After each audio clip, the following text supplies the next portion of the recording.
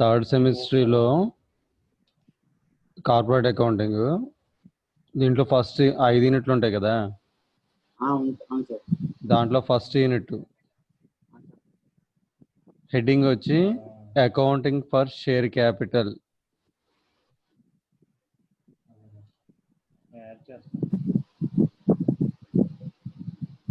దాంట్లో topics issue ISSUE issue for future FRFITURE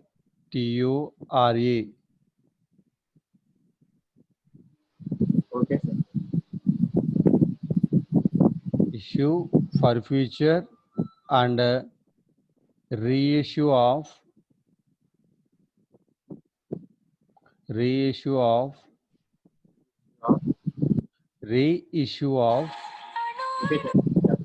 forfeited shares.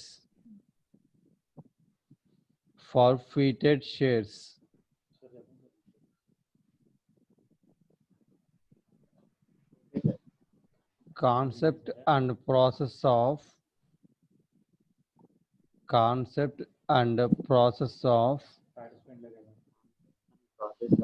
book building.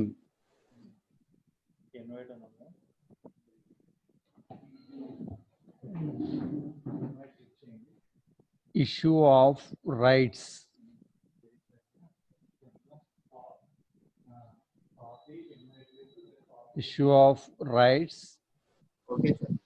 And bonus shares.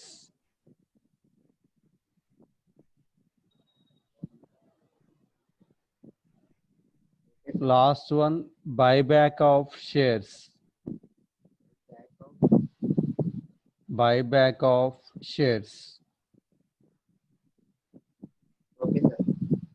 ఇదిరా మనకి second year first ఇయర్లో financial accounting ఎలా ఉంటుందో first సెమ్లో, సెకండ్ ఇయర్లో థర్డ్ సెమ్లో కూడా మనకి ఒక అకౌంటింగ్ పార్ట్ ఉంటుంది. దాని పేరు corporate accounting.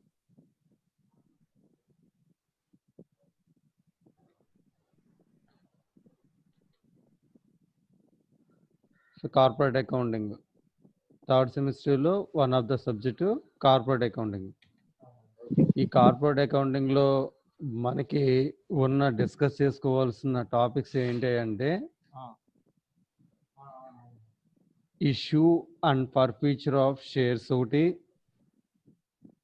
Reissue and forfeited shares, concept and preparation of book building. ఇంకేముందా తర్వాత issue of rights and bonus shares, buyback of shares. ఇదంతా మనకి ఓన్లీ ఫస్ట్ యూనిట్లో మనం నేర్చుకోవాల్సింది. అయితే ఫస్ట్ ఇయర్లో ఫైనల్ అకౌంట్ చేసాం కదా మనం. ఫస్ట్ ఇయర్లో ఫైనల్ అకౌంట్ ఐడియా ఉందా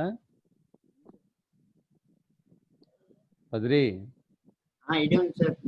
ఫస్ట్ ఇయర్లో ఫైనల్ అకౌంట్ ఐడియా ఉంది కదా.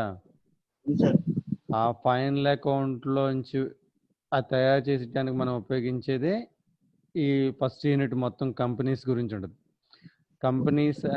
కంపెనీ అనేది ఎలా స్టార్ట్ అయ్యిద్దంటే ఒక విడి వ్యక్తి వ్యాపారం నుంచి స్టార్ట్ అయింది. అంటే ఒక వ్యక్తి కనుక బిజినెస్ చేస్తే దాన్ని సోల్ ట్రేడింగ్ అంటారు, సొంత వ్యాపారం అంటారు. అలా కాకుండా ఒకళ్ళ కన్నా ఎక్కువ మంది కలిసి బిజినెస్ చేస్తే దాన్ని పార్ట్నర్షిప్ అంటారు, భాగస్వామ్యం అంటారు.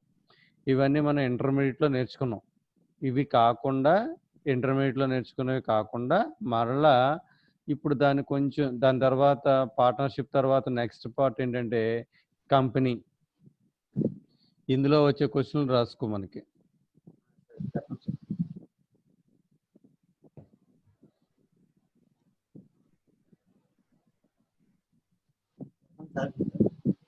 చెప్తున్నాను ఒక్క నిమిషం.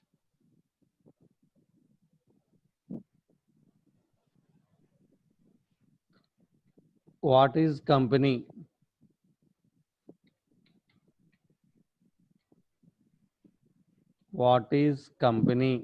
అంటే మనం తెలుసుకోవాల్సిన టాపిక్స్ ఇవన్నీ. Characteristics of company. కంపెనీ అంటే ఏమిటి? కంపెనీ లక్షణాలు. ఓకేనా? ఓకే. నెక్స్ట్ అసలు షేర్ అంటే ఏంటి? What is the mean of share? What is the mean of share? And types of shares. వాటా అనగానేమి? వాటాలలో రకాలు.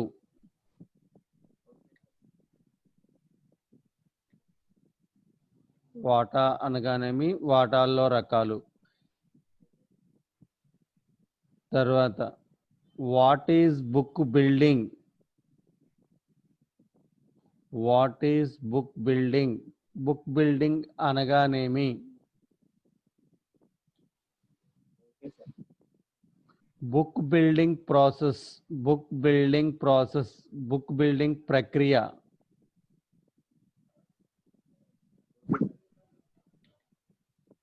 బుక్ బిల్డింగ్ ప్రక్రియ.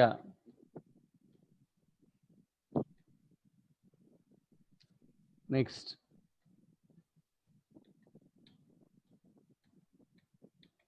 what is right issue of share? What is right issue of share? Yes, sir. Next, what are the advantages of rights issue?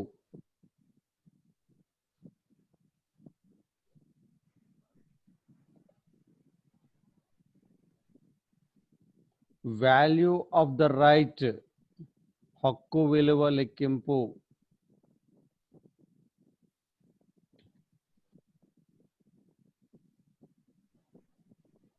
Okay, sir.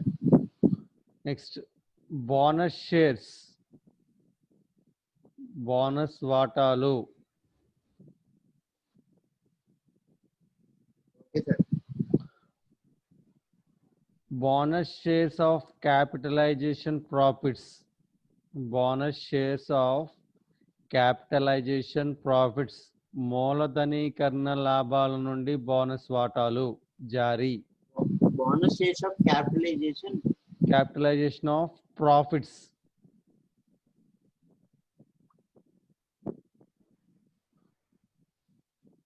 మూలధన లాభాల నుండి bonus వాటాల జారీ.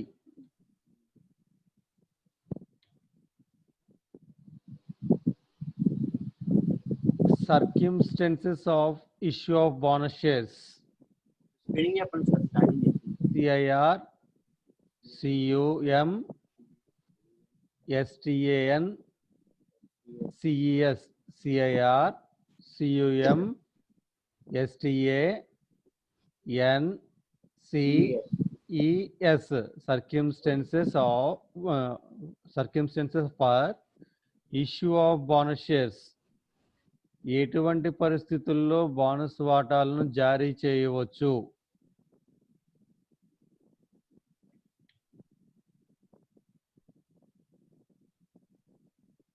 Free reserves. Free FRE free reserves. RESERVS reserves used for issue of bonus shares.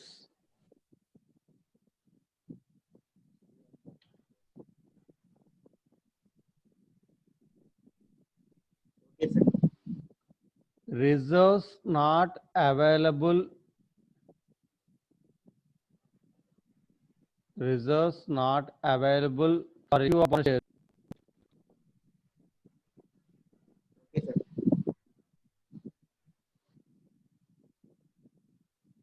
ఒక నిమిషం.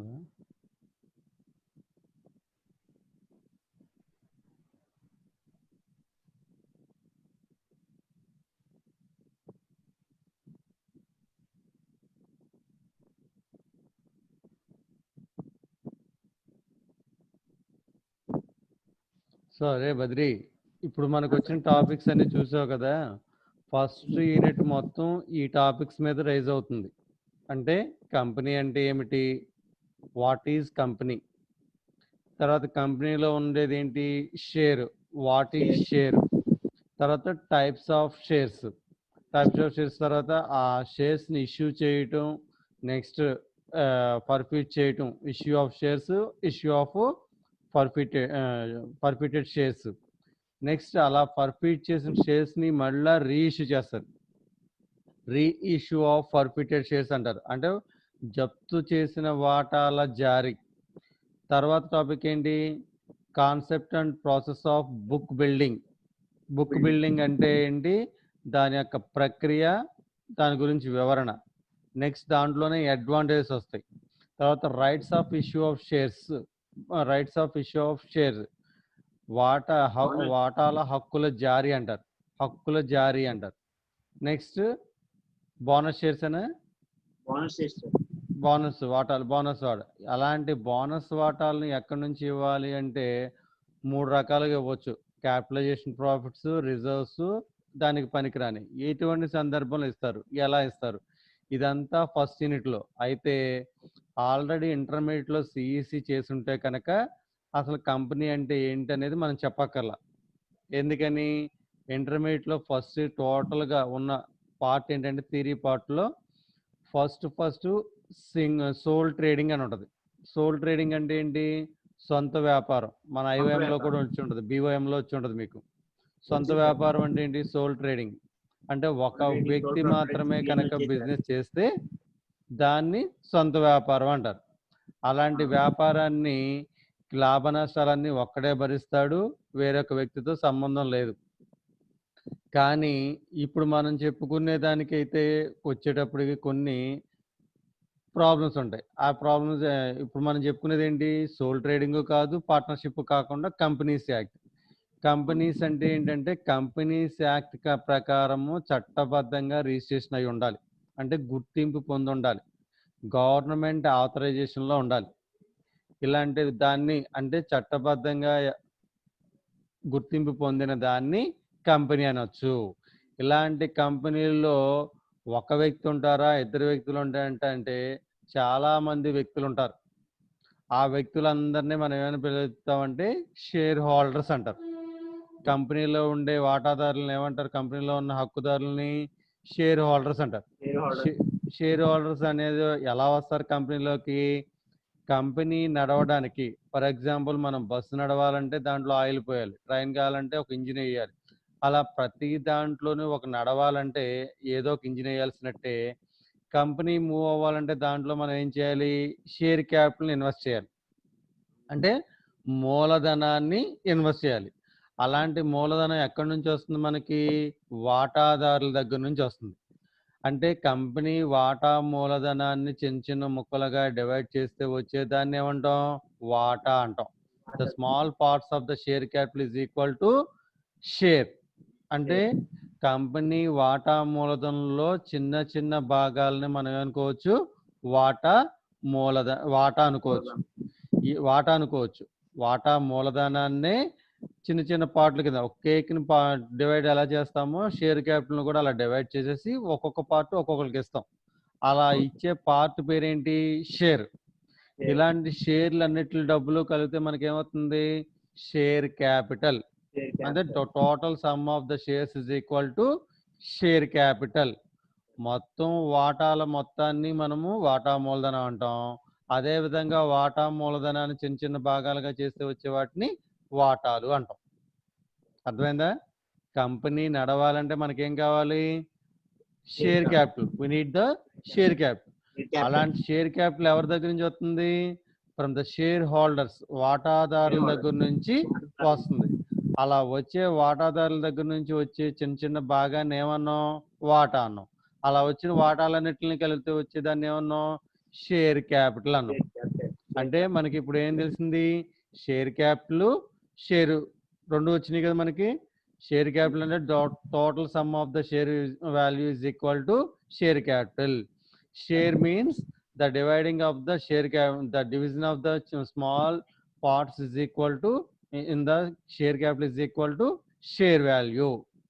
అంటే వాటా మూలధనాన్ని చిన్న చిన్న భాగాలుగా విభజిస్తే వచ్చిన దాన్ని వాటా అంటాం. ఇలా విభజించిన వాటాలన్నిటిని కలిపితే వచ్చిన దాన్ని ఏమంటాం? వాటా మూలధనం అంటాం. మరి ఈ వాటా మూలధనాన్ని ఎవరు ఎప్పుడు ఎక్కడికి తీసుకొస్తున్నారంటే షేర్ హోల్డర్స్ కంపెనీలోకి తీసుకొస్తారు. మరి కంపెనీని ఏమంటారంటే కంపెనీ యాక్ట్ ప్రకారం ఇక్కడ ఉంది చూడు డెఫినేషన్. కంపెనీస్ యాక్ట్ డెఫినేషన్ చూడండి. ద కంపెనీస్ యాక్ట్ 2013 2013లో కంపెనీస్ యాక్ట్, అంతకుముందు 1956 కంపెనీస్ యాక్ట్ ఉండేది. అంతకుముందు కంపెనీస్ యాక్ట్ 1956 ఉండేది. అలాంటి 1956 యాక్ట్ని రివైజ్ చేసి ఏం చేశారంటే ద కంపెనీస్ యాక్ట్ 2013 అంటే 2013 కంపెనీల చట్టం కింద చేశారు. తేజ ఎవర్రా? కంపెనీస్ యాక్ట్ 2013 కింద చేశారు. దీని ప్రకారం ఇది ఏ విధంగా నిర్వచించిందంటే కంపెనీ అంటే డిఫైన్ కంపెనీ దగ్గర ఇది రాసుకో. Define company the companies act 2013 is an act of the Parliament of India on Indian Company Law. భారతీయ కంపెనీల చట్టం ప్రకారము పార్లమెంట్ యాక్ట్ ప్రకారం కంపెనీల యాక్ట్ 2013 ఏమైందంట ఈ క్రింది విధంగా నిర్వచించింది. ఎలాగా? Which regulates incorporation of company, responsibilities of a company, directors dissolution of a company.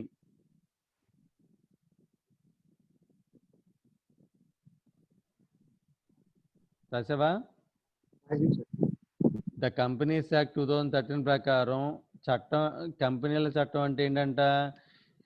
Which regulates the incorporation of company. కంపెనీని ఎప్పటికప్పుడు అది రెగ్యులేట్ చేస్తూ ఉండాలి.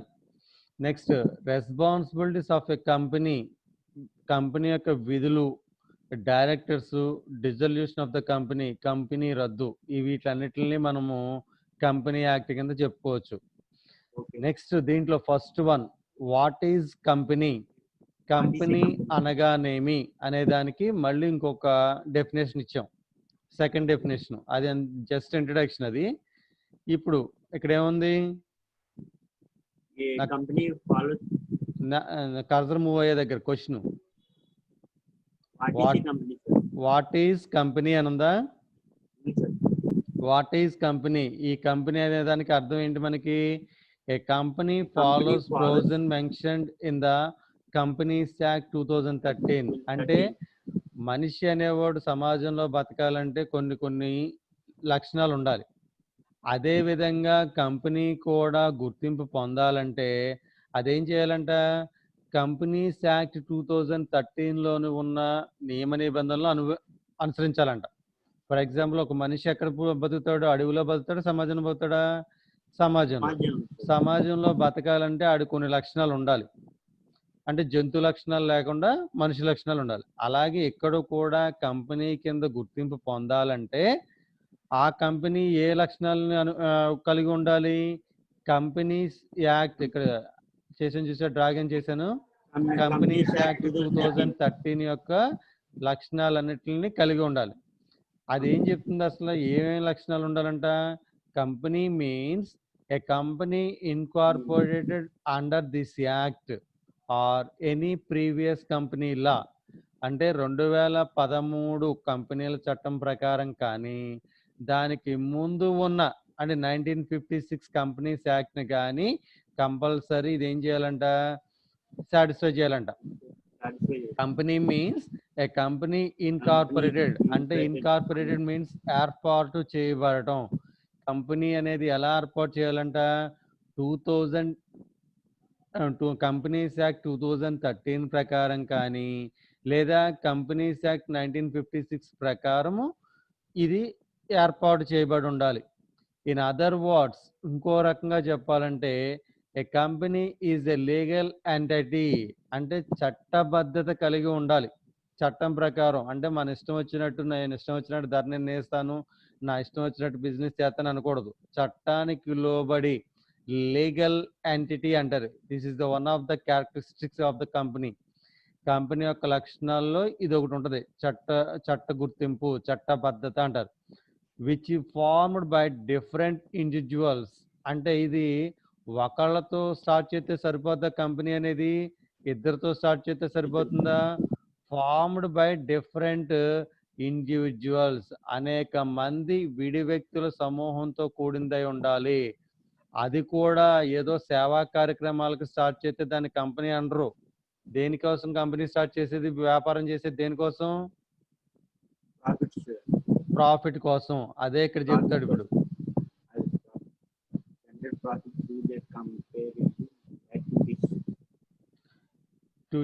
Individuals to generate profits through their commercial activities. Commercial service activities కాకుండా ఇక్కడ ఎలా ఉండాలి? Commercial activities. అంటే వాళ్ళు చేసేదంతా కమర్షియల్ గా ఉంటుంది. కమర్షియల్ గా అంటే ఏంటి? లాభపూరితంగా, స్వార్థంతో కూడుకుంది ఉంటుంది. అంటే మనం చేసామంటే ఊరికనే పని చేయకూడదు. ఇలా కంపెనీస్ యాక్ట్ ఉండాలి.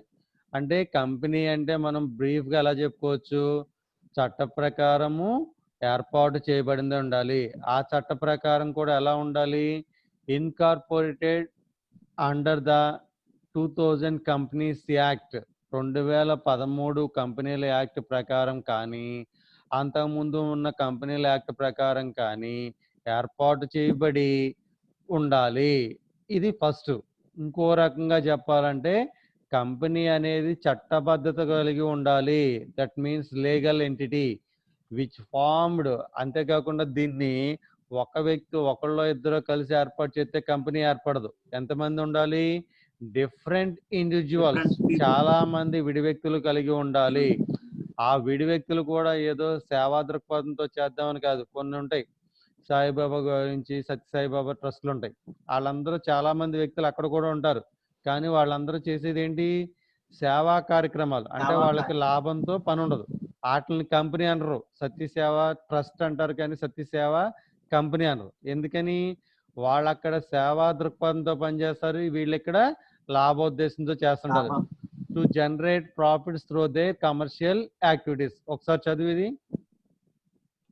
A company follows the provision mentioned in the Company Act 2013, which says that a company means a company incorporated under this Act or any previous company's law. In other words, a company is a legal entity which is formed by different individuals to generate profits through their commercial activities. అంటే ఇప్పుడు అర్థమైందిగా company అంటే ఏంటి? మనకి చట్టబద్ధత కలిగి ఉండాలి, అనేక మంది విడి వ్యక్తుల సమూహంతో కలిగి ఉండాలి, ఆ విడి వ్యక్తులు కూడా లాభోద్దేశంతో పనిచేస్తూ ఉండాలి. వాళ్ళ యాక్టివిటీస్ ఎలా ఉండాలి? సర్వీస్ గా ఉండాలా, కమర్షియల్ గా ఉండాలా? కమర్షియల్ గా ఉండాలి. ఇప్పుడు మనకి తెలిసిందిగా కంపెనీ ఎన్ని రకాలు అనేది. ఇలాంటి కంపెనీని మళ్ళీ ఎన్ని రకాలుగా డివైడ్ చేశారంటే 2 రకాలుగా డివైడ్ చేశారు. కంపెనీని ఎన్ని రకాలుగా డివైడ్ చేశారు? There are 2 types. Public limited company, private limited company. 2 రకాలు, ప్రభుత్వ కంపెనీ, ప్రైవేట్ కంపెనీ అని చెప్పేసి 2 రకాలుగా డివైడ్ చేశారు. ఇంకా దాని గురించి మనం లోతుగా వెళ్ళడం అవసరం. కంపెనీ అంటే ఏంటో తెలుసుకున్నాము. కంపెనీలో రకాలు ఎన్ని? ఏమేంటవి? What are they? Public limited company, private limited company. ఇలాంటి మనకి ఇంకా మనకి దాని గురించి ఎక్కువ చెప్పలేదు కాబట్టి ఇంకా ప్రైవేట్ కంపెనీ గురించి, పబ్లిక్ కంపెనీ గురించి మనం వెళ్ళట్లా.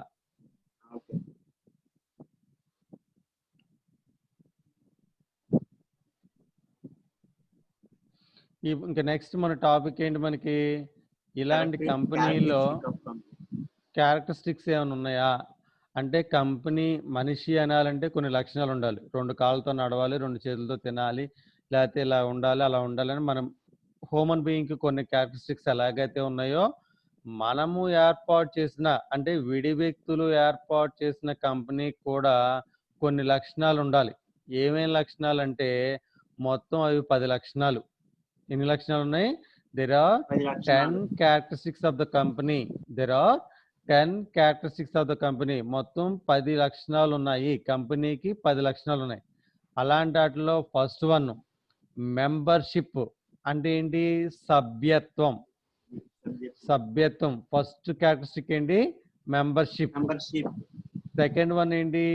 ఇన్కార్పొరేటెడ్ అసోసియేషన్, అంటే కొంతమంది సమూహం చేత ఏర్పాటు చేయబడి ఉండాలి. Separate legal existence, legal entity అన్నాం చూసాం ఇందాక చెప్పుకున్నాం కదా లీగల్ ఎంటిటీ అని. ఇది separate legal entity. Perpetual succession, common seal, artificial person, limited liability, share transfer, maintenance of account books, audit of accounts. ఇలా మొత్తం మనకి 10 రకాల లక్షణాలు ఉన్నాయి, రాసుకో. మెంబర్షిప్ సభ్యత్వం, incorporated association,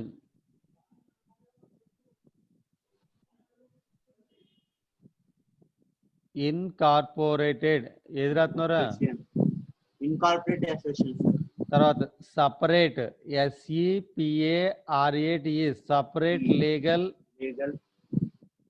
LEGL legal existence, EXISTENCE separate legal existence.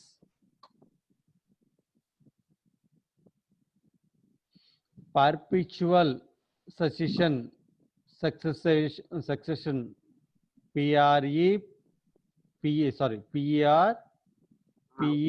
PERPETUAL పర్పిచువల్,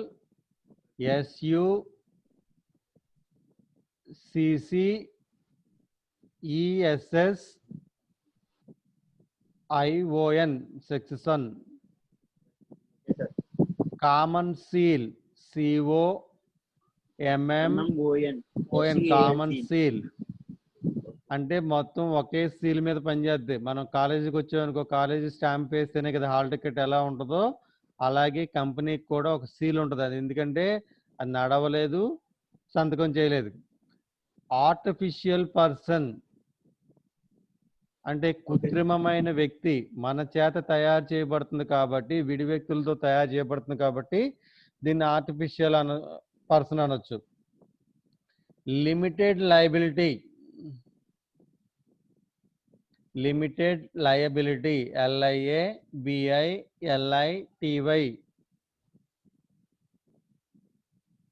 తర్వాత share transfer, వాటా బదిలీ. మెయింటెనెన్స్ ఆఫ్ అకౌంట్ బుక్స్, మనం ఫైనల్ అకౌంట్, ట్రయల్ బ్యాలెన్స్ ఇవన్నీ తయారు చేసాం కదా. లెడ్జరు ఏమేమి తయారు చేసాం ఫస్ట్ ఇయర్ లో?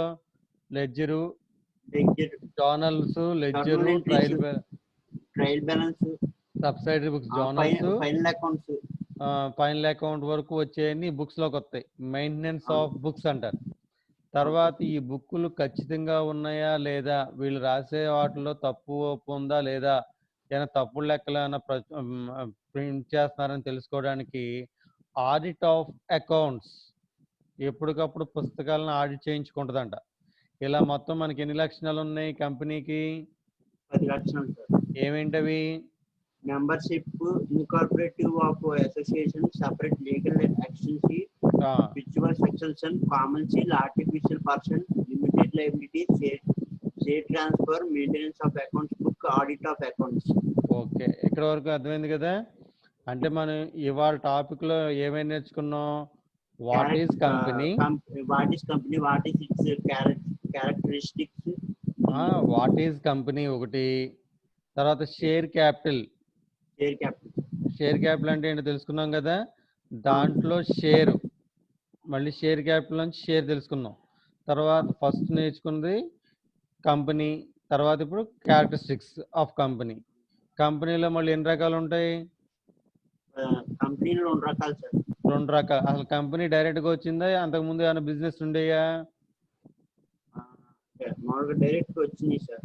డైరెక్ట్ గా రాలా, కంపెనీ కన్నా ముందు 2 వ్యాపారాలు ఉంటాయి, సోల్ ట్రేడింగ్, పార్ట్నర్షిప్.